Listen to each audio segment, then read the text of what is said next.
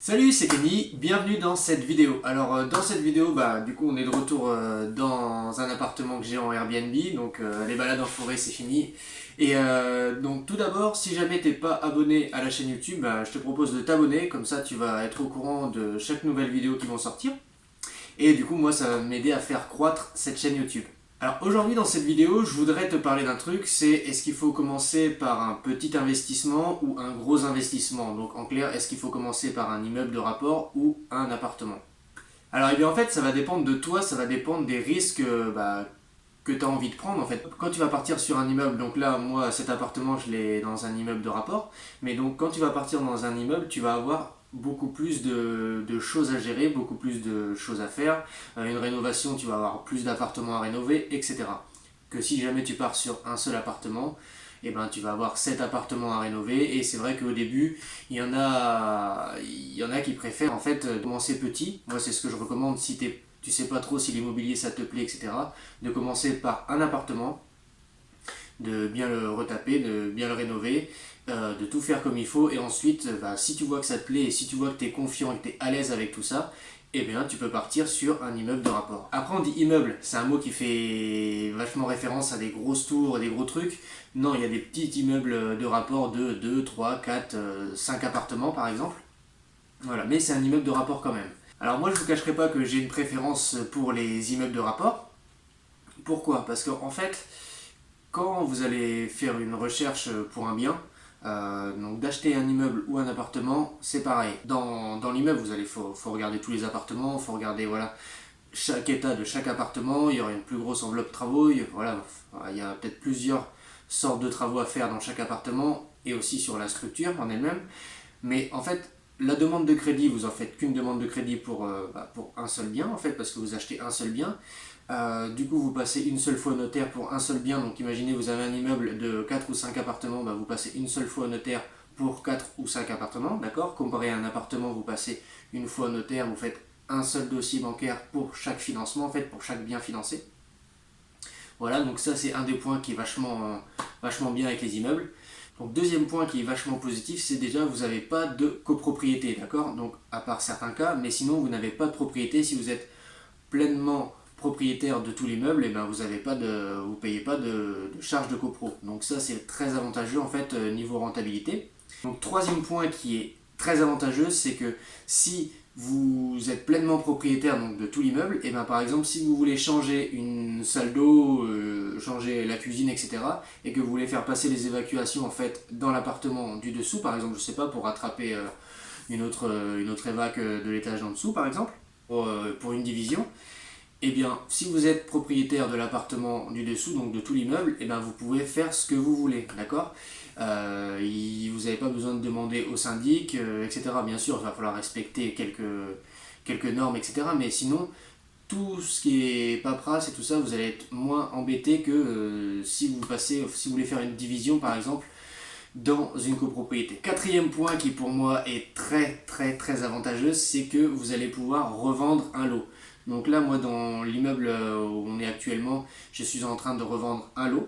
Donc voilà, pourquoi je fais ça? C'est parce que en fait, ça va me réduire complètement ma mensualité. Donc voilà, ça va m'augmenter en fait mon cash flow. Donc c'est une partie qui n'est pas assez rentable pour moi en fait en fonction des travaux et du cash que je vais emmagasiner. Donc je préfère la revendre en fait pour aller plus vite et pour repartir en fait directement sur la recherche d'un autre bien en fait.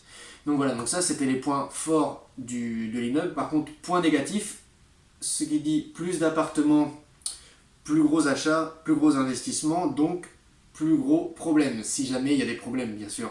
Par exemple, vous êtes pleinement propriétaire de l'immeuble, il y a la toiture, vous avez un problème de toiture, et bien vous êtes seul à payer cette toiture. Par exemple, moi je vais vous dire ce qui m'est arrivé. Première fois que j'ai rénové tous les appartements, enfin première fois, tous les appartements sont prêts à la location, donc j'avais fini un appartement, un deuxième, au fur et à mesure je mettais en location. J'ai fini un appartement au mois de juillet, donc je l'ai mis en courte durée directement. Je crois que dans les 2 3 premiers jours, j'ai une famille avec un tout petit chien, tout mignon. Et une semaine plus tard, j'ai eu des locataires qui se sont plaints que j'avais des puces. Donc voilà, c'était un parquet massif. Donc on avait plus de parquets qui ont été amenés en fait par ce petit chien. Donc voilà, il a fallu faire appel à un professionnel et du coup le problème est réglé, mais en fait faut savoir que le professionnel est venu et a désinfecté du coup cet appartement-là, l'appartement d'à côté, deux appartements qui étaient face à face, et la cage d'escalier. Donc plus vous avez d'appartements, plus gros seront éventuellement les problèmes. Après, il n'y a pas forcément de problème, si jamais tout est bien géré, tout est bien ficelé, tout va se passer comme vous voulez. Aussi un point qui est très important, un autre point positif si vous achetez un immeuble en fait, c'est que forcément on va sur un immeuble pour avoir plus de rentabilité. Donc par rapport à un appartement, bien souvent, l'immeuble va être vachement plus rentable en fait qu'un seul appartement, on est d'accord. Donc voilà, c'est pour ça aussi que moi je pars sur des immeubles de rapport. Donc un autre point négatif, c'est quand vous allez revendre un lot, par exemple, là vous avez pu être pleinement propriétaire, donc il va falloir créer une copropriété. Donc là c'est ce que je suis en train de faire en ce moment, de créer une copropriété, donc géomètre, etc. Donc tout ça, ça va être des frais supplémentaires. Ok, qu'il va falloir prendre en compte. Donc dans la formation je l'explique tout ça, mais voilà, donc en fait il ne faut pas penser qu'on revend un lot et que ça se fait comme ça. Il faut faire les diagnostics de l'immeuble, les diagnostics du lot qui sont en vente, et il faut faire le géomètre, il va falloir qu'il calcule les tantièmes, etc. Donc voilà, il y a pas mal de petites choses à faire, donc ça c'est un petit point négatif, mais quand on voit en fait combien on va récupérer en fonction de la vente, c'est vraiment pas mal d'acheter des immeubles et de faire cette technique-là pour vraiment baisser notre rentabilité, pour vraiment baisser notre mensualité de crédit et pouvoir en fait aller plus loin, aller plus vite. On a vu tous les points forts et points négatifs de l'immeuble. Donc en fait, partir sur un appartement, en fait, c'est bien pour commencer. Vous allez voir si vous êtes à l'aise avec l'immobilier, vous allez faire toutes les démarches administratives, mettre en place votre premier locataire, voir si tout se passe bien. Forcément, je parle après des appartements avec quand même une bonne rentabilité, donc encaisser vos cash, votre cash flow, vos premiers loyers. Et voilà, et après, en fonction de ça, si vous voulez, vous pouvez partir sur des immeubles de rapport. Autre point positif, c'est que si vous avez un problème, par exemple dans l'appartement ou un problème dans les communs, etc., et bien là, en fait, c'est pas à vous de tout payer, vous avez la copropriété, donc c'est elle qui s'en charge.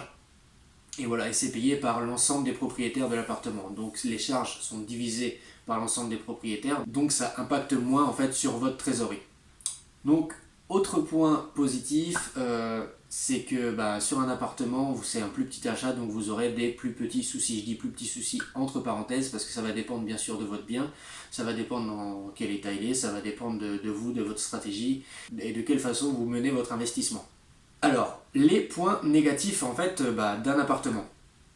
Et ça va être à peu près l'inverse de l'immeuble, en fait, une plus petite rentabilité. Donc ça, je mets ça entre parenthèses parce qu'on peut avoir des rentabilités, par exemple sur de la colocation, sur de la division, qui vont être vraiment explosives, donc qui vont être vraiment très bien en fait, et vous allez avoir un bon cash flow. Ensuite, petit point négatif, c'est que par exemple si vous voulez faire de la division et que vous êtes dans une grosse copropriété ou même une copropriété tout court, ça va être des fois vous pouvez rencontrer des problèmes pour certains travaux, par exemple pour déplacer des évacuations, sur les murs porteurs, etc. Vous êtes obligé de faire une demande à la copropriété parce qu'en fait les murs porteurs ne sont pas à vous, ils sont à l'ensemble du bâtiment.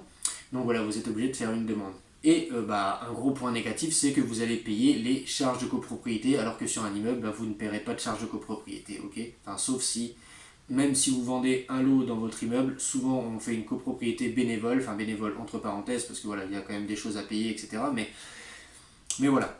Donc voilà mon point de vue sur les gros investissements, les petits investissements, donc sur les immeubles de rapport et les appartements. Ensuite, je sais très bien que des immeubles, par exemple, ne sont pas au prix des appartements, etc. En fait, ça va dépendre de la zone dans laquelle vous recherchez, ça va dépendre de plein de choses, de votre taux d'endettement, de votre capacité d'emprunt, etc. Donc après, il faut savoir qu'il y a des immeubles de 2, 3, 4, 5 lots, même plus, pas trop chers dans les zones rurales, qui peuvent être de très bons investissements. Et aussi, il faut savoir qu'il y a des appartements qui peuvent être de très bons investissements, comme j'ai dit tout à l'heure, avec la colocation, la division, etc. et la courte durée. C'est tout pour cette vidéo. Si jamais tu es intéressé par l'immobilier, j'ai fait une formation qui est complètement offerte, ça se trouve dans la description de cette vidéo, donc tu vas recevoir une vidéo par jour pendant 4 jours. Et dans cette vidéo, en fait dans cette formation, on parle de comment trouver un bien rentable, comment te faire financer donc ton crédit sans apport, on parle de comment trouver les bons ouvriers, les demandes de devis, etc. et comment mettre ton locataire en place. Donc si la vidéo t'a plu, n'hésite pas à t'abonner et à mettre un petit pouce, donc ça va m'aider pour le référencement de cette vidéo. Et je te dis à bientôt dans une prochaine vidéo et j'espère que cette vidéo t'a plu. Allez, ciao!